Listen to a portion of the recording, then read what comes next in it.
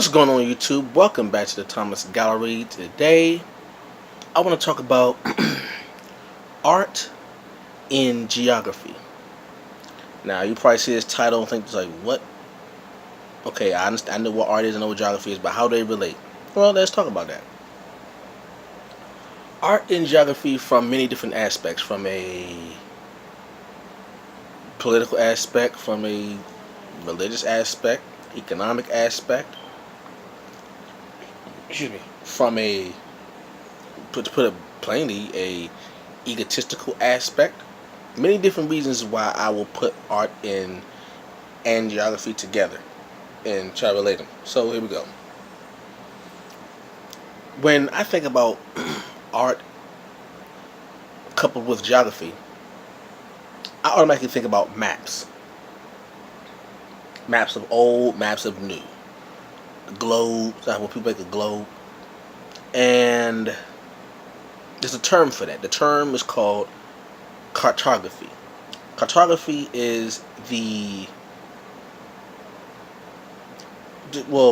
study of map making, when you make maps, okay? And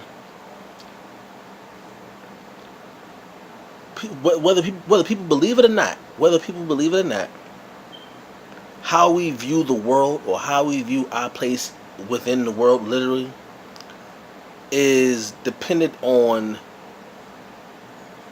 what we see, our view of the world, and that's based off of like maps and the globes and stuff. Now, depending on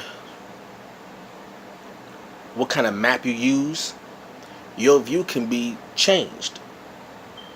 What I mean by that, if you were to go onto any map, you Google maps of the world, okay? Just Google maps of the world and see what pops up. And what you will find is that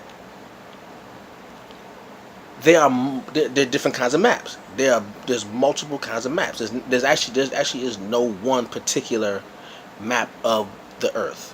There's actually multiple styles of maps of the Earth, okay? And what is odd about this is that each particular map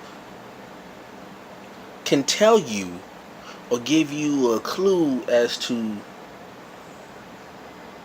the frame of mind that map maker was in, or that particular system of government was in. What do I mean by that? If I were to ask you, can you name me the 7 continents from largest to smallest, right? And you can, rattle them off. Just give me the 7 largest continents from largest to smallest, right? And you were to give me that list in that order. And then I would give you a map, right? And I would tell you to point out each continent on the map from largest to smallest. You know what may happen? What if I give you a map that doesn't show accurately the size of each continent from largest to smallest, like I asked? What do I mean by that? If I were to say, what's the largest continent? Asia. Okay? And then I were to say, what's the second largest? Africa. What's the third largest? North America. Okay, I know that one's just, let me get those 3. Then I would say, okay, why is it that when you look at a map, North America is either equal to or larger than Africa, even though, geographically speaking, Africa is larger than North America? Why is that? Is it by coincidence? Did the cartographers make a mistake back then? Because man has been making maps for thousands of years. Maps aren't new. They're not new. And maps have taken on different forms. And it's usually dependent on who's in charge. Whoever is in charge and who, or whatever geopolitical ideals they may have, when they want to identify land masses as they see it, you may see different maps. You may see different names on maps.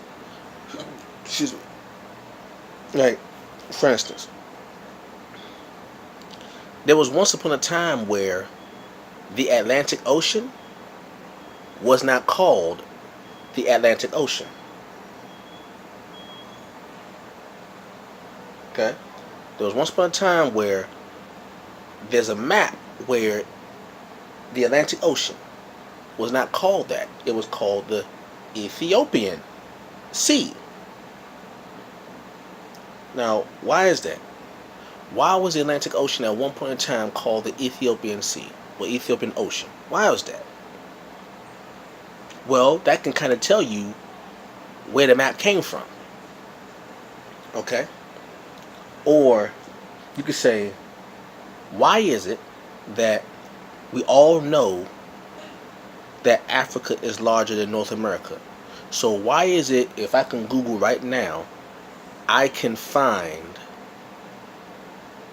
an image of North America being either the same size or larger than Africa, even though we know it's larger and larger by a lot? Why is Greenland the same size as North America when it's not even close to the same size? Why is that? Well, what happens is, usually what happens, whoever has the power in that particular day or in that particular land, that particular power will diagram their surroundings as they see fit, as they view themselves. Okay? Now, if I were to say, okay, because you may see maps where the United States is in the center of the map. Why is that? Why is it that when we see a map, that not all maps, but there's some maps where the United States, well, North America and South America are in the middle of the map? Why is that? Well, what is trying to be said is, subtly, right? It was very subtle. It did not. It's a very subtle move. But what it's trying to tell you is that the people who made this map, this particular map, where North and South America are in place, are in the middle, they have in their mind that they have the power. In essence, they're not going to say it outright. They're not going to say it just so boldly, but they're going to just subtly say that. They're going to subtly just show that through that image. Image is very powerful. Image is more powerful than words. That's what said, picture is worth 1,000 words. An image is more powerful than a word, and it can last longer than a word. The word may change, but the image does not. So when you think about the art in maps or art in geography, when we think about the states of the United States and the different countries and how they have lines of demarcation. Lines of demarcation are simply artificial lines that show borders in a particular area or particular landmass. Lines of demarcation, that's all it is. It's a line of marking. Simple as that, line of marking. So, when actually, there are only really two major demarcation lines, two major natural demarcation lines. That's mountain ranges and waterways. Those are the natural demarcation lines, mountain ranges and waterways. So when you see the United States, and you see that because there really isn't any lines drawn anywhere in the middle of the ground to say, okay, this is where this is and this is where this is. You may have a sign there, but there's not going to be a line. There's not going to be a split in the ground that's going to tell you that. You have to go on a map. You have to go on a map and look at the geography and to let you know, okay, I'm in this state. If I cross this imaginary line, I'm in another state. Okay. Whoever drew that particular map, whoever drew that particular map, has impressed upon a person or people's minds something that words can't push. Because before you knew what the states were in the United States, you saw a map of it. Before you even knew where Wisconsin was, Idaho, North, South Dakota, before you knew where those states were, you saw a map. You saw a map and you thought, okay, these are where the land masses are, and within these land masses, these are particular countries, territories, commonwealths, states, principalities, municipalities, so forth and so on. All of that is simply because an artist took the time to put lines together that will let you know where things are. Now, you can actually see. We have technology nowadays where you actually can see the Earth. You can see the continents. You can see where they are. You can actually see how large they are or how small they are in compared to the other land masses. You can see how large the oceans are, how long the rivers are, how wide they are. You can see that through technology now. At one point in time, you actually had to trust that the maps and globes that you were given were as accurate as possible at that particular time. Even though you had different maps, there's close to 20 different maps, if I'm not mistaken. Like close to 20 different maps of the same Earth, which will place certain land masses in particular parts of the Earth, which will give certain land masses a particular size compared to other ones. But now, with the technology that we have now, with GPS and satellites, we can now get the most accurate description, visual description of that Earth. Which means the maps, the paper maps we used to have, either have to be changed to fit the accurate description, or they become obsolete.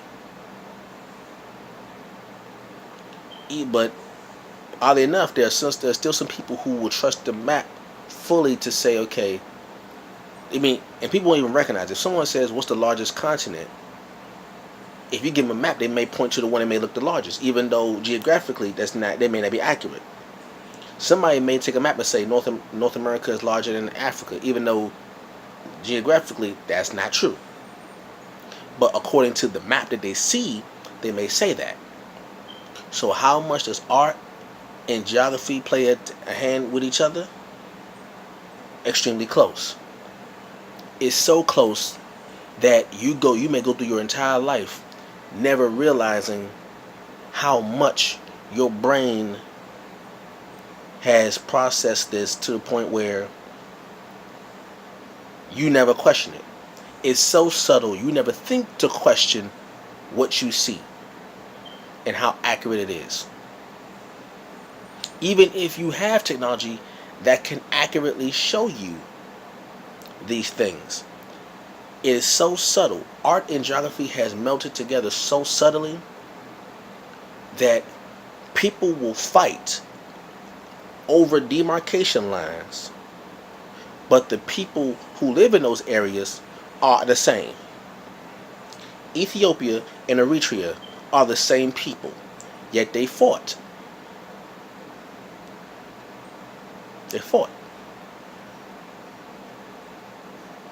Namibia, South Africa, same piece of land. Mexico, United States, Canada, 3 different cultures, Same body of land.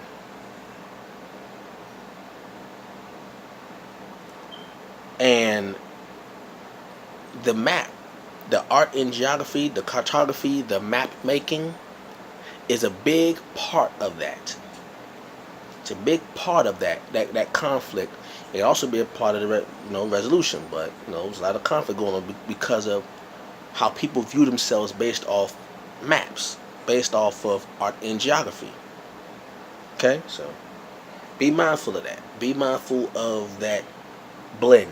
Be mindful of how subtle that blend is, and use your correct judgment to see where you are in the world. Because it's still one planet. No matter how many lines you may see on the map, it's still one planet. Okay, so thank you all for listening. Hope you enjoyed this video. Leave a comment down below. Like, comment, subscribe, and share. I will catch you all later. Peace.